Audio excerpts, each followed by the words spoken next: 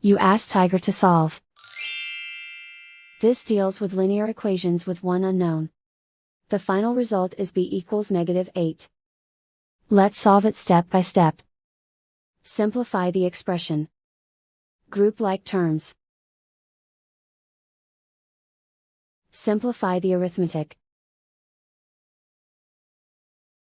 Swap sides.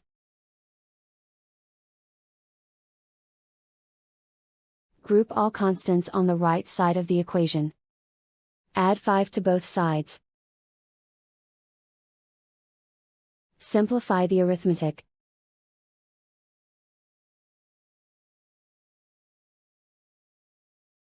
Isolate the m. Divide both sides by -4. Cancel out the negatives. Simplify the fraction.